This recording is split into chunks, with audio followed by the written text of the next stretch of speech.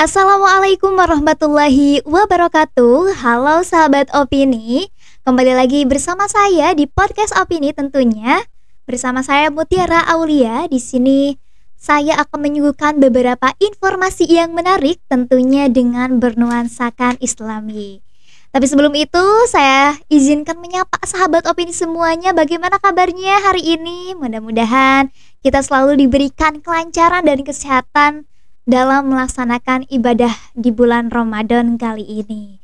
Oke, sahabat opini, untuk pembahasan kali ini telah hadir bersama kita narasumber yang sangat luar biasa. Mari kita sapa, ada Kang Asep Mukmin Mubarak. Halo Kang Asep. Halo, assalamualaikum. Waalaikumsalam warahmatullahi wabarakatuh. Saya lihat-lihat ya, namanya ini Kang Asep Mukmin Mubarak. Ya betul. Gimana? Mubarak SPD ya Kang. Ada yang unik nih dari namanya Mubarak, seperti nama pondok pesantren. Boleh dijelaskan sedikit Kak asal mulanya nih, kok bisa sih bisa ada nama Mubaraknya gitu? Oke, begini saya cerita dulu terlebih dahulu sedikit ya. Karena dulu ayah saya itu mondok di pondok pesantren Al Mubarak dari Tasikmalaya begitu ya. Jadi dulunya itu dari Langkap Lancar, dari Alhamdulillah. Setelah itu ke pondok pesantren Al Mubarak gitu kan. Pondok pesantren yang dulu ada Haji Mukmin Mubarak gitu ya kan. Begitu. Jadi tabaruk lah mungkin begitu. Terinspirasi. Jadi, gitu. Terinspirasi karena hanya 6 bulan kalau tidak salah disuruh pulang ke rumah ya waktu zaman dulu. Jadi setelah pulang itu disuruh nikah gitu. Ayah saya itu disuruh nikah ya, begitulah. Mungkin kalau orang-orang zaman dulu seperti itu. Oke, jadi namanya ini terinspirasi dari pesantren ya Kang. Oke, dan dengar-dengar nih Kang Asep ini mengajar di 2 lembaga, betul Kang? Masya Allah, sangat luar biasa sekali ya. Walaupun dari pelosok tapi tidak melunturkan semangatnya gitu. Iya, Beliau betul. membuktikan bahwa dari manapun kita berasal, kita mampu dan kita bisa. Iya, betul. Kang Asep ini mengajar di SMP Terpadu Jamanis. Ya betul. Satu lagi di mana Kang, boleh tahu? Di SMP IT Al Hikmah. Oh, Ini Masya Allah. baru tahun sekarang, dan muridnya juga baru ada 7 kalau tidak salah, 6, antara 6 dan 7 gitu ya gitu. Tapi luar biasa sekali Kang Asep ini di SMP Terpadu Jamanis. Akang ini menjabat sebagai kepala sekolah. Bukan kepala sekolah. Oh, seperti itu. Dari mana itu kepala sekolah? Gak tahu saya nih, saya dengar isu-isunya dari teman-teman Enggak, yang lain. Berarti begini, nggak valid ya? Kalau di SMP Terpadu saya itu mengajar biasa SMP Terpadu yang ada di sini di Jamanis gitu kan. Karena dulu setelah wisuda saya dipanggil sama kepala sekolahnya, terus sini aja katanya, bantuin gitu. Jadi kalau bahasa Sunda nama babantos gitu. Babantos. Nah setelah hampir 1 tahun, setelah tahun ajaran baru mungkin ya, saya disuruh mengajar IPA gitu kan, canggih kan. Dari manajemen pendidikan Islam piwarang naon ngajar IPA begitu lah. Tapi berarti itu tuh membuktikan bahwa Kang Asep ini multi talent gitu kan? Multi talentan mungkin ya. Oke, gitu. Jadi kita itu harus bisa gitu ya. Walaupun kita lulusannya MPI di Istighnul Al-Farabi, tapi kita itu harus segala bisa ilmu itu harus kita bisa, baik itu ilmu agama maupun ilmu sosial gitu. Dan alhamdulillah karena dulu waktu MTS saya sedikit benar-benar mungkin belajarnya ya. Dan juga waktu itu juga saya menjabat sebagai ketua OSIS juga waktu Masya MTS Allah, dan juga waktu luar Madrasah biasa. Aliyah juga saya menjadi ketua OSIS sebenarnya. Mantap, gitu. luar Gitu. biasa. Dan juga jurusannya IPA kebetulan gitu kan, jurusan IPA waktu Madrasah Aliyah dulu. Jadi sedikit agak gampang, apalagi materi-materi SMP itu masih mudah. Hanya sekitar yang 5 kingdom itu kan, ada yang Monera, ada Protista, sampai ke Animalia, itu hanya sebatas ya itu, tidak sampai ke ada fisika, kimia, menghitung itu saya agak pusing sih gitu. Oke, betul sekali. Kang Asep ini lulusan tahun berapa Kang dari Institut Al-Farabi Pangandaran? Pokoknya saya angkatan keempat ya, angkatan keempat Oke, di Masya Allah. tahun 2022. 2022. Masya Allah. Kita kembali ke laptop ya Kang, Oke, karena siap. hari ini kita akan membahas tentang bahwa doa itu seharusnya kita memahami gitu, bukan hanya sekadar dihafalkan. Nah, banyak sekali pertanyaan-pertanyaan di luar sana yang tentunya Dari perlu netizen itu ya. iya, perlu Kang Asep jawab nih. Mungkin teman-teman Iya. semua juga masih bingung atau gimana sih gitu tentang doa gitu. Sebelumnya ketika doa itu kan kadang banyak yang berbahasa Arab ya Kang. Kita sering biasanya diajarkan nih doa keselamatan, dunia akhirat, kebaikan dunia akhirat dan segala macam gitu. Nah, apakah ketika kita tidak memahami arti dari doa tersebut nih dalam bahasa Arab, apakah doa kita itu akan terkabul atau bagaimana Kang?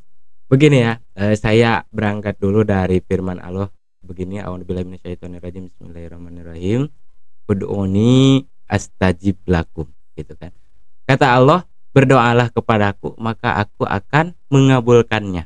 Ingat, itu Al-Qur'an ya. Iya. Itu Al-Qur'an. Jadi sudah pasti ketika kita berdoa, kita itu pasti akan dikabul. Hanya saja mungkin dikabulnya lewat apa begitu. Begitu. Kalau misalkan tadi apakah kita harus tahu artinya gitu. Nah, kalau kata Buya Yahya begini. Kalau misalkan doa itu asalnya dari Rasul ataupun dari orang alim, contoh guru kita.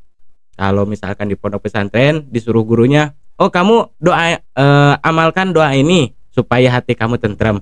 Walaupun doa itu dia tidak tahu artinya, maka itu sah dia berdoa gitu ya. Jadi ada sah dan juga tidak sahnya. Tapi kalau misalkan begini, kalau misalkan orangnya tidak tahu apakah orang itu orang alim ataupun orang apa gitu. Nah, jangan diamalkan misalkan gitu. Kalau misalkan dari Rasul itu sudah pasti bagus, doa yang dari Rasul ataupun dari orang yang alim begitu. Nah, jadi walaupun kita tidak tahu artinya, kita sah berdoa begitu. Oke. Dan kadang kan doa itu seperti Kang Asep tadi jelaskan, ada yang cepat terkabul dan ada yang kadang ya Allah menunda dulu gitu. Ketika Allah menunda dulu doa kita untuk terijabah gitu, apakah ada hubungannya dengan kita tidak memahami doa itu, Kang? Ya, itu mungkin pasti ada gitu ya. Karena kenapa? Ketika kita doa itu kan kita itu minta kepada Allah gitu. Iya. Nah, sedangkan kalau misalkan kita minta, kita tidak tahu apa yang kita pinta, Betul, gitu betul. kan? Ya kan? Iya. Itu mungkin kok mungkin Allah juga begini. Mungkin ini juga ya. Kamu minta apa? Sedangkan kamu aja tidak tahu mungkin. Iya, gitu. betul. Itu pasti kalau misalkan kita berdoa lalu kita sudah tahu apa yang kita minta, apa yang kita doakan kepada Allah, maka itu akan cepat terkabul. Hanya saja di dalam kata terkabul itu belum tentu kita berdoanya, ya Allah permudahkan rezeki saya. Belum tentu Allah mengkabulkan apa yang kita doakan. Bisa jadi mengkabulkannya lewat kita diberi kesehatan, kita diberi apa ya, ya pokoknya kemudahan dalam satu hal aja gitu mungkin. Hanya tidak begitu spesifik begitu. Karena kalau mungkin kita tidak tahu, kita juga ya gimana kita tidak tahu artinya gitu kan, gitu. Hanya saja kan tadi saya katakan, kalau misalkan doa itu dari Rasulullah ataupun doa itu dari guru kita, walaupun kita tidak tahu artinya, kita bisa berdoa. Karena kata tadi misalkan dari guru kita, amalkan doa ini supaya hati Anda tentram. Nah, kan kita sudah tahu tujuannya begitu. Walaupun kita tidak tahu artinya, tapi kita tahu tujuan doa dari itu gitu. Iya, berarti tidak serta-merta kita harus hafal secara detail artinya ya, Kak. Iya, betul. Yang penting kita memahami gitu bahwa kita ini akan berdoa seperti apa gitu. Karena ketika kita tidak tahu ingin meminta apa, seperti halnya kita meminta kepada manusia, manusia juga akan bingung kan? Bingung mau ngasihnya yang mana gitu kan. Betul sekali. Oke. Gitu. Oke, Kang.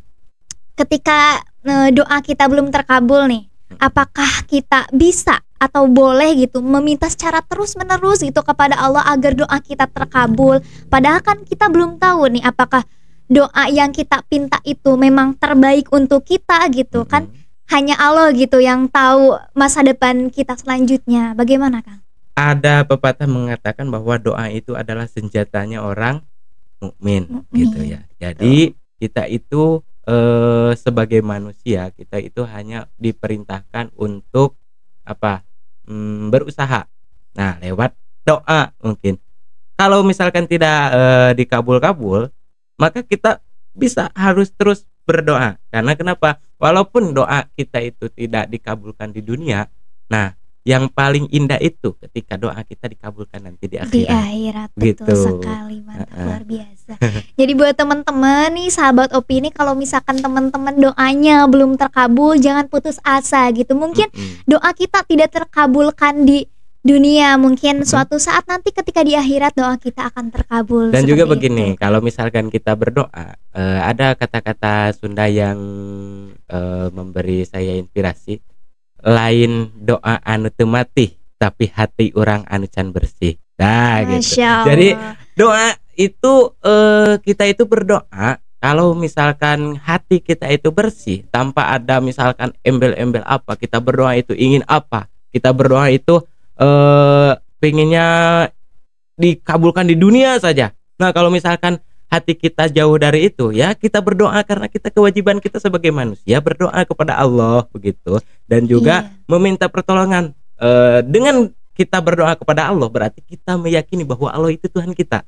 Iya, berarti ya harus kan? dengan hati yang harus bersih. Dengan hati. Ya. Makanya ada itu ketika kita berdoa itu yang paling mustajab itu ketika ada di sepertiga malam ataupun pokoknya banyak lah. Kalau kita mau cepat diijabah itu ada yang waktu-waktu mustajab lah. Waktu-waktu tertentu ya kan. Iya. Misalkan apa di antara dua khutbah kalau untuk laki-laki gitu kan. Iya, dua khutbah Jum'ah gitu kan, antara khutbah satu dan khutbah kedua itu mustajab. Dan juga kalau di waktu-waktu setelah asar menuju maghrib ataupun setelah maghrib menuju isya. Nah, dan juga sepertiga malam tadi begitu. Oh, Masya Allah.